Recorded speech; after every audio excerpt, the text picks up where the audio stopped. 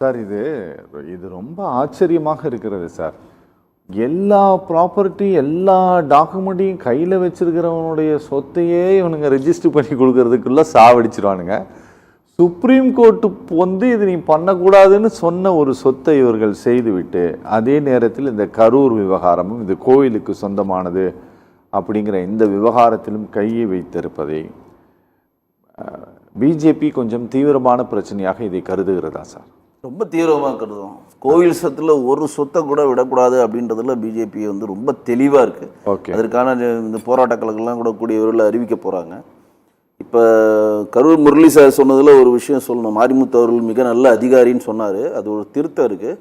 பழனி முருகன் கோயிலுக்கு சம்மந்தமான ஒரு விழா நடத்தினாங்களே பழனி முருகனுக்கு, அதில் பப்ளிக் ஃபண்டை வாங்கி அந்த பப்ளிக் ஃபண்டான அந்த ஃபண்டை இதுவரையும் தணிக்கை பண்ணி கொடுக்கலன்ற குற்றச்சாட்டு மாரிமுத்து மேலே இருக்குது அப்படின்றதையும் கரூர் முரளி சார்ட்ட ஒரு பதிவு பண்ணிக்கிறேன். அதாவது கரூரில் விஜய் சார் என்ன நினைக்கிறாருன்னா, அடுத்த முறை இடைத்தேர்தல் வந்தால் இங்கே எந்த கிளாரிட்டி இல்லாமல் நம்ம ஜெயிக்கணும், எதுவுமே இருக்கக்கூடாது, எந்த தடையும் இருக்கக்கூடாது, அதுக்கு எக்ஸ்ட்ரீமாக எதுக்கு வேணால் போகலாம், அது நல்லது கெட்டது, இதனால் பிரச்சனை வரும், கோர்ட்டில் பிரச்சனை வரும், மக்களுடைய எதிர்ப்பு வரும்ன்றதை பற்றி எதையுமே கவலைப்படாமல் எதை பற்றியுமே ஆராயாமல் ஆர்டரை வாங்கிட்டு கோரிக்கை வைக்கிறாங்க. 9ஆம் தேதி ஆர்டர் போட்டாங்க, 10ஆம் தேதி கூட்டத்தில் கோரிக்கை வைக்கிறார் விஜயபாஸ்கர், முன்னாள் அமைச்சர் விஜயபாஸ்கர். கோரிக்கை வச்ச உடனே உடனடியாக விஜயபாஸ்கர் சொன்னதை உடனே கேட்டு அரசு எந்திரம் 24 ஹவர்ஸுக்குள்ளே அவ்வளோ ஸ்பீடாக எப்படி செயல்படுது, அதுவும் கோர்ட் ஆர்டர் மீறி. ஹெச்ஆர்என்சின்ற இருக்கிறது அங்கே இருக்கக்கூடிய நிலங்களை பாதுகாக்க தான் வச்சுருக்கோம், ஒரு பாதுகாவலர் தான் தவிர அந்த நிலங்களுக்கு உரிமை கொண்டாட முடியாது. அவங்களுக்கு எந்த சொந்தமும் அது கிடையாது. இவ என்ன வர என்ன செலவு ஒரு கோயிலுக்கு 100 ரூபா வந்துச்சுன்னா 15 ரூபா நிர்வாக செலவு பண்ணணும், மிச்சம் 85 ரூபா கோயிலுக்கு தான் வச்சுக்கணும். கோயிலை நீங்கள் நகையை வாங்கி வச்சுக்கலாம், இல்லை கோயில் கட்டிடம் கட்டலாம், இல்லை கோயிலுக்கான பள்ளிக்கூடங்கள் கட்டலாம், அந்த கோயில் நடத்துகிற ஆசிரமத்துக்கு நீங்கள் போடலாம். அந்த மாதிரி கோவில் சம்மந்தப்பட்ட விஷயம் செய்யணும். அப்படி இல்லைன்னா அந்த கோயிலுக்கு வர வருமானம் எடுத்து வருமானம் இல்லாத கோயிலுக்கு அதை செலவு பண்ணலாம். இதுதான் ஹெச்ஆர்என்சி சொல்லுது. இதுக்காக ஒரு தக்கரை போட்டு வச்சுருக்காங்க, அவ்வளோதான். ஆனால் அரசு எந்திரம் பார்த்தீங்கன்னா ஒரு கோரிக்கை வச்ச உடனே எல்லா எந்திரமும் 24 ஹவர்ஸில் வேலை செய்கிறப்ப இங்கே அறநிலைத்துறை அமைச்சராக இருக்கக்கூடிய மாண்புமிகு ரமேஷ் அவர்கள் ஒன்றும் தெரியாத மாதிரி பேசுகிறார்.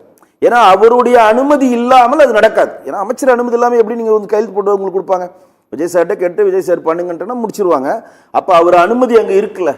அப்போ நாங்கள் என்ன மாதிரி நினைக்கிறோம், நிறைய பேர்னா போய் இந்த தின்பண்டங்கள்லாம் அங்கேயே சமைக்கணும், அதுக்கான ஆர்டர் கொடுக்கணும் அப்படின்னு சொல்லி அவர் சொல்கிறாரு. ரெண்டாவது இது எப்போ சமைச்ச அதிரசம், இதில் எக்ஸ்பைரி டேட் இல்லையா அப்படின்னு சொல்லி இந்த மாதிரி ஆய்வு செய்யக்கூடியதா அந்த மாதிரி ஆட்களை நீங்கள் அமைச்சரை ஆக்கினதுனால இதோட வீரியம் அவங்களுக்கு தெரியாமல் போச்சா? இப்போ ஈஸியாக அவங்க தப்பிக்க முடியாது. இப்போ என்ன சொல்கிறாரு, நாங்கள் பதிவாளரை நீக்கம் பண்ணிட்டோம். நீங்கள் பதிவாளரை நீக்கம் பண்ணாலும் நீதிமன்றம் போகுது, எல்லாரும் நீதிமன்றம் போகிறோம், ஆட்டோமேட்டிக்காக நீங்கள் தடை வச்சிட்டாங்க. அவரும் நீதிமன்றத்துக்கு தான் போவார், அவரோட அரசுக்கும் தடை வாங்கி தடை எல்லாமே நீதிமன்றம் போவோம். அவங்க எப்படி பண்ணுறாங்கன்னா பிரச்சனையை பண்ணி மாட்டிக்கிறாங்க. மாட்டிக்கிட்டவனா என்ன பண்ணுறாங்க, எங்களுக்கு தெரியல அப்படி சொல்கிறது நாங்கள் ஒத்துக்க மாட்டோம். இப்போ சட்டத்துறை அமைச்சர் நிர்மல்குமார் என்ன சொன்னார், அரசு வழக்கறிஞர் நியமிக்கிறதுக்கு பணம் எதுவுமே கொடுக்கப்படலை, அந்த மாதிரி இருந்தால் கம்ப்ளைண்ட் நீங்கள் பண்ணலான்னு சொல்லி பெரிய நீண்ட நெடிய ஒரு விளக்கம் கொடுத்தாரு. ஆனால் 120 கோடி ஊழல் நடந்திருக்குன்னு அந்த பிரச்சனையை எல்லாரும் முன்வைக்கிறோம். யாரு கூட்டணியில் இருக்க கட்சிகள் மட்டும் இல்லாமல் வெளியில் இருக்க எங்களை பாஜக முதற்கொண்டு முன்வைக்கிறப்ப தான் அவங்க இல்லை அந்த மாதிரிலாம் எதுவுமே இல்லை, வெளிப்படைத்தன்மை நடக்குதுன்னு சொல்லிட்டு அப்படியே எஸ்கேப் ஆகிறாங்க. ஆனால் இதுவரை நடந்திருக்கா இல்லைன்றது ப்ரூஃப் இல்லை, இன்னும் அவங்க இப்போ தெளிவாக சொல்லலை. அதே மாதிரி இங்கே ரமேஷ் அவர்கள் 2 இடத்துல மாட்டிக்கிட்டார். ஒன்று அந்த கரூர், இன்னொன்று பழனி. பழனிலாம் யாருமே டைஜஸ்டே பண்ண முடியாத ஒரு சொல்லுது பழனி. அதாவது சிவன் சொத்து குலநாசம்னு சொல்லுவாங்க. அது யார் யாரை வேணால் நீங்கள் ஏமாற்றலாம், பட் கோயில் நிலங்களை நீங்கள் ஏமாத்தினா அதற்கான பலன் நீங்கள் அனுபவிப்பீங்கன்றது தனிக்கதை. ஆனால் பழனியில் நடந்த விஷயமும் அங்கே நடந்த விஷயத்தும் ஒரே நேர்கோட்டில் பார்த்தீங்கன்னா என்னென்னா, ஓட்டு அரசியலை நோக்கி இவங்க நகர்றாங்களா?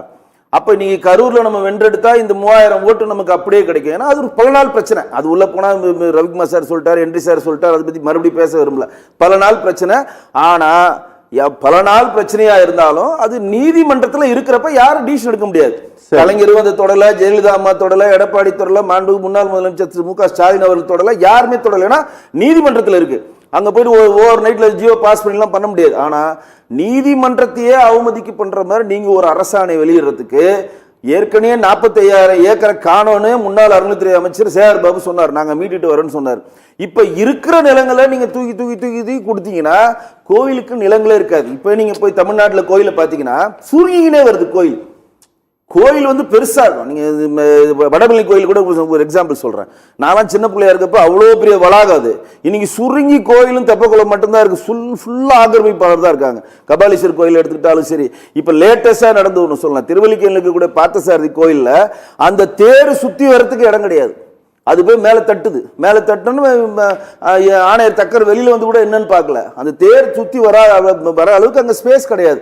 அந்த அளவு சுருக்கி கொண்டு வந்து கோவில் நிலங்களை இவர்கள் பங்கு போட்டு கொடுக்கறத எந்த காலத்தில் ஏற்றுக்க மாட்டோம். அவர்கள் உண்மையான பயனாளிகளா அப்படின்றத கோர்ட்டு தான் சொல்லணும். இங்க இருக்க அரசாங்கம் சொல்றதுக்கு அதிகாரம் கிடையாது. இப்போ கூட வந்து பிஜேபி இருக்கக்கூடிய எங்களுடைய மாநில தலைவர் நயனார் கூட என்ன சொல்றாருன்னா, அவங்க தான் பயனாளர், இது வந்து இனாம் சொத்துக்கள் படி தான் கொடுக்கப்பட்டதுன்னா அவங்க இன்னைக்கு வரையும் அந்த கோயிலுடைய ஒன் ஆஃப் த ஸ்டாஃபா இருக்கணும், இல்லை அந்த கோயிலுக்கு சேவை செஞ்ச ஆளா இருக்கணும். இன்னைக்கு தேதி இருக்கணும். நீங்க ஜியோ பாஸ் பண்ணி வெளியிட்ட அளவுக்கு அவங்க கோயில் சம்பந்தப்பட்ட ஆளா இருக்கணும். அப்படி 3000 பேர் இருப்பாங்களா? இப்போ கோயிலில் வேலை செஞ்சவங்க, கோயிலில் புரோகிதம் பண்ணவங்க, கோயில் சுற்றி இருக்கவங்களுக்கு மற்ற வேலைகள் பண்ணவங்க, கோவிலுக்காக தன்னோட வாழ்வியல் அர்ப்பணிச்சவங்க மட்டும் தான் இனாம் சொத்து அடிப்படையில் அன்றைக்கு கொடுத்தாங்கன்னு சொல்லனாலும் இன்னைக்கு அந்த ஜியோ பாஸ் பண்ணா கூட அது நீங்கள் கோர்ட்டில் வரையறுக்கணும். இன்னைக்கு இந்த பணிவிட இவர் செஞ்சுட்டு இருக்காரு, இவர் தினமும் கோயிலுக்கு பால் கொடுக்குறாரு, இவர் வந்து தினமும் கோயிலில் வந்து சுத்தப்படுத்துறாரு, இவங்க வந்து தினமும் புரோகிதம் பண்ணி கோயில் உள்ள பூஜை பண்றாங்க, இவங்க அன்னதானத்துக்கான சமையலை பண்றாங்க அப்படின்றத நீங்க டேட்டாவா கோயில் நீங்க கோர்ட்ல சப்மிட் பண்ணாதான் இது நிற்கும். ஆனா அந்த 3500 பேர் யாரு என்ன எதுவுமே தெரியல. ஆனா சட்ட போராட்டம் பண்றாங்க. நான் அது வந்து அதனால அவங்க பயனாளர்கள் சொல்ல மாட்டேன், பயனாளர் இல்லைன்னு சொல்ல மாட்டேன். சட்ட போராட்டம் பண்றாங்க, ஒத்துக்கிறேன். ஆனா அந்த சட்ட போராட்டம் பண்ணி நீதிமன்றம் தான் அதை விடுவிக்கணும். இங்க கூட அரசாங்கம் விடுவிப்பதற்கு எந்த அனுமதியும் கிடையாது. ஓகே ஓகே சார், இதுல இந்த ஆட்சி மாறிய பிறகு இந்த ரெஜிஸ்ட்ரேஷன் நடந்திருக்குதுன்னா எந்த பொலிட்டிக்கல் ப்ரெஷரும் இல்லாமல் நடந்திருப்பதற்கு வாய்ப்பு இல்லைன்ட்டு அந்த ஃபீல்டில் இருக்கிறவரே சொல்றாரு. அவர்கள் இந்த ஆட்சியில் இருக்கக்கூடியவர்களாக இல்லாமல் கடந்த ஆட்சியில் இருந்தவர்களை இன்ஃப்ளூயன்ஸ் பண்ணாலும் இப்படி ரெஜிஸ்ட்ரேஷன் நடக்குமா? கண்டிப்பா நடக்கும். இப்போ மாரிமுத்து அவர்கள் வந்து உத்தம புத்திரர் மாதிரியே நமக்கு கரூர் முரளி சார் பேசுறாரு. அவர் மேல பயங்கரமான குற்றச்சாட்டுகள்லாம் நம்ம வந்து இனி வரையும் பதிஞ்சு பண்ணிருக்காங்க. அந்த பழனி மலையில் இருக்கக்கூடிய அந்த விழாக்கள் நடத்துகிறப்ப அவர் மேலே வந்து கணக்கெல்லாம் இனி வரைக்கும் ஒப்படைக்கலன்னு சொல்கிறாங்க. ஆனால் பதவி உரிமை பெற்று தான் அவர் சென்னையில் இருக்கக்கூடிய HRS டிபார்ட்மெண்ட்டுக்கு வந்திருக்காருன்னு சொல்கிறாங்க. ஒருவேளை அந்த பதவி உயர்வுக்கு ஆசைப்பட்டு அவர் விடுப்பில் போனாரா அப்படின்ற கேள்வி எழுது. அது ரவிக்குமார் என்ன சொல்கிற மாதிரி CBID விசாரணை வச்சாதான் அது தெரியும். ஏற்கனவே வந்து ஜெயலலிதா அம்மையார் ஆட்சி காலத்தில் ஒரு முறை ஜெயிச்சு வரப்போ அவங்க வந்து புதுசாக அவங்க தேர்தல் வாக்குறுதி என்ன கொடுத்தாங்கன்னா, திமுக காரர்களால் எங்கெங்கு நிலங்கள் அடித்து பிடுங்கப்பட்டதோ அதெல்லாம் மீட்டு கொடுப்போம்னு சொல்லி ஒரு வாக்குறுதி கொடுத்தாங்க. நினைவு இருக்குமான்னு தெரியல.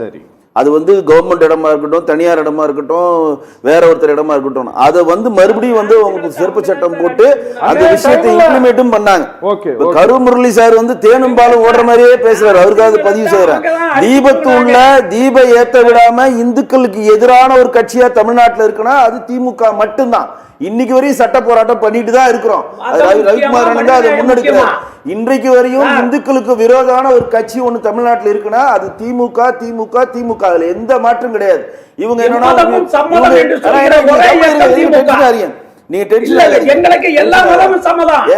நீங்க அமைச்சர் சேகர் பாபு அவர் வந்து இந்து சமயம் சம்பந்தப்பட்ட எந்த விழாக்களுக்கு பண்றப்ப ரொம்ப கடுகடுன்னு இருப்பார்.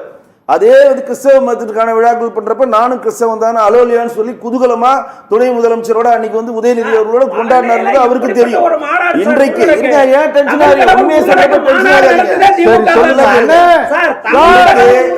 இன்றைக்கு தமிழ்நாட்டில் சொத்துக்கள் திருடப்படுவதுன்னா அது திருடப்படுவதில் பாதிக்காம திமுக தான் இருப்பாங்க. இப்ப இருக்க அதிகாரிகளும் திமுக நியமிக்கப்பட்ட அதிகாரிகள் தான். இப்ப நடந்த விஷயம் வந்து நான் வந்து தாவேகா மட்டும் நான் சொல்லல, இதுக்கு பின்புலமா இருக்க அதிகாரிகள்னா திமுக சேர்ந்தவர்கள் தான். Okay okay. ஏன்னா தாவேகா இந்த அரசாங்கம் இப்போதைக்கு ரெஸ்பான்சிபிலிட்டி தாவேகா தான். ஆனா மாரிமுத்த வந்து தாவேகா அவங்க அப்பாயின்ட் பண்ணல. ஆல்ரெடி இருந்தவரை ப்ரமோஷன் பண்ணி வெக்கேட் பண்ணிருக்காங்க. அப்ப அதற்கு முன்னாடி நடந்த எல்லா ஆவணங்களுக்கான ரகசியங்கள் மாரிமுத்த அதிகாரிக்கு மட்டும் தானே தெரியும், குமரகுரு அதிகாரிக்கு மட்டும் தானே தெரியும். அதான் ரவிக்குமார் சார் சொல்றாரு. அப்ப அதிகாரி மேல CBID விசாரணை வைங்க. அப்ப திமுக என்ன அழுத்தம் அப்ப கொடுத்ததுன்றது உண்மை வெளியே வரும்ல. ரொம்ப நன்றி. நேயர்கள் மற்றும் நிர்வாகம் சார்பாக நிகழ்ச்சியில் பங்கேற்று பேசிய 4 பேருக்குமே நன்றி.